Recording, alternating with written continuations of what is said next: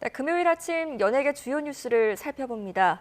국민 배우 이순재 씨가 후배들의 마지막 배웅을 받으며 영면에 들었습니다.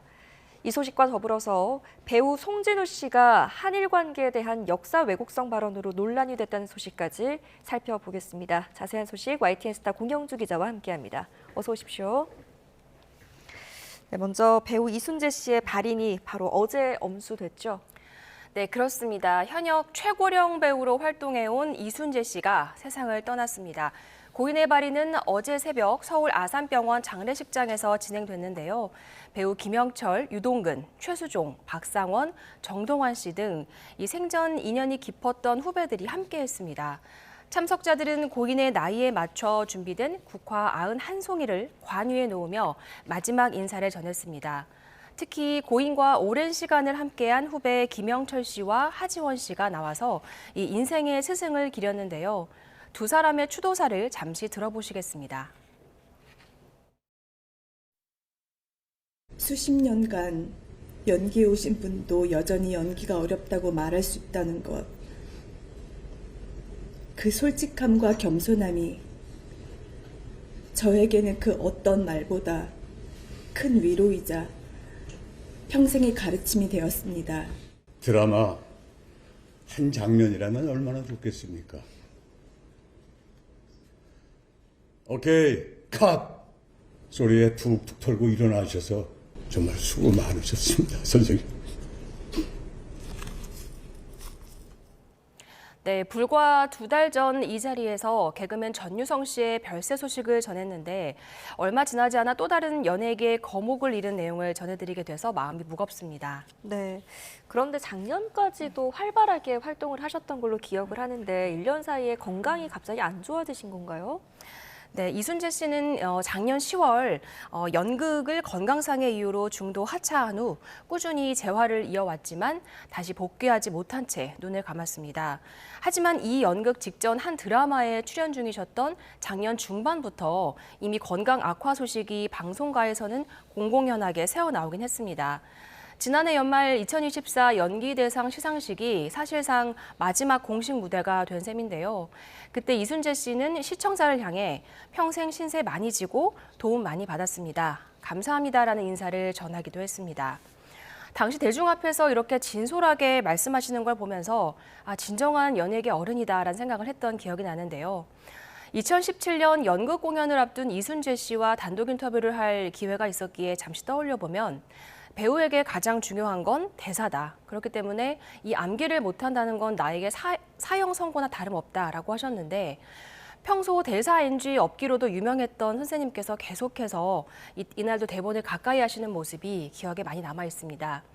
또 최근에 병원 치료를 위해서 입원해 계시는 동안에도 늘 대본을 손에서 놓지 않았다는 후문이 관계자들 사이에서 들렸거든요.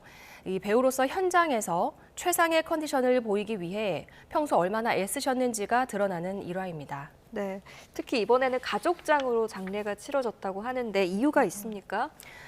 네, 장례는 이 평소 고인의 뜻에 따라 검소하게 가족장으로 치러졌습니다. 특히 추모 공간이 마련된 KBS에서 별도의 노제도 지내지 않고 후배 연기자들의 배웅 속에 곧바로 운구 행렬이 장지인 경기도 이천으로 향했습니다.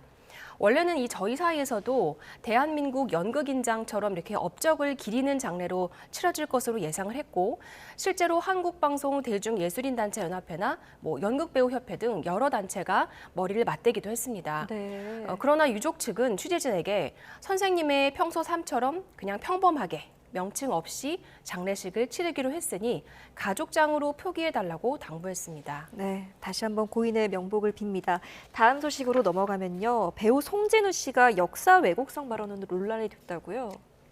네, 뮤지컬계에서 이름을 먼저 알렸고 드라마 미스터 선샤인으로 인기를 누렸던 배우 송진우 씨, 그리고 여러 예능에도 출연하셨죠. 이탈리아 출신 방송인 알베르토 몬디가 한 유튜브 채널에 나와서 한 발언이 논란이 됐습니다. 일본인 아내를 둔 송진우 씨가 일제 침략에 대해 이야기하던 중 제 아이에게 한국과 일본이 예전에 싸웠다라고 알려졌다고 했습니다. 그러나 옆에 있던 이 알베르토 몬디가 양쪽 얘기 모두 들어봐야 한다라면서 송진우 씨의 말을 거들었는데요. 이후 두 사람의 발언은 역사 왜곡이라며 누리꾼들 사이에서 논란이 됐습니다. 일본이 한국을 침략한 상황을 단순히 싸웠다라고 표현한 것과 양쪽 이야기를 들어봐야 한다라고 했던 발언에 비난이 쏟아졌습니다. 이후에 제작진은 어떤 입장을 보였나요? 네, 제작진은 해당 영상을 삭제하고 공식 사과문을 게재했습니다.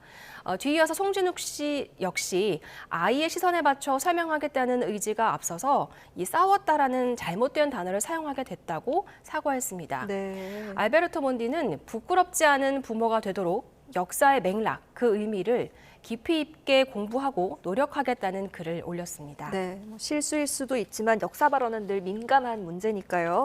다음 소식 넘어가서요. 얼마 전에 한 학습 관리 앱이 파산을 했다는 내용 저희가 단독 보도했었는데 여기에 홍보문을 내리던 분들까지 사과에 나섰다고요. 네, 일명 그 수험생 먹튀 논란이 있었습니다. 수험생들이 목표한 공부 시간을 달성을 하면 보상을 해주는 한 애플리케이션 운영사가 파산을 해서 수험생들이 낸 보증금을 돌려받지 못하는 피해를 보게 됐습니다. 그러자 해당 이 애플리케이션을 홍보했던 입시 관련 인기 유튜버 미미민우에 이어서 가수 딘딘 역시 사과에 나섰습니다.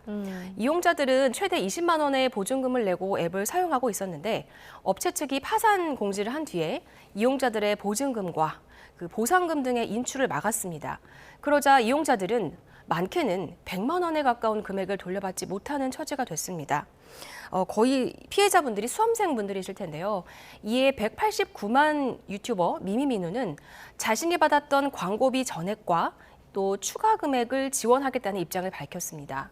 딘딘 역시 긍정적인 취지의 프로젝트라 판단해서 이 홍보에 나섰다며 피해 사실이 널리 알려지고 그 해결 방안을 찾는 데 자신이 보탬이 되겠다고 덧붙였습니다. 네, 알겠습니다. 잘 들었습니다. 지금까지 YTN 스타 공영주 기자와 함께했습니다. 잘 들었습니다.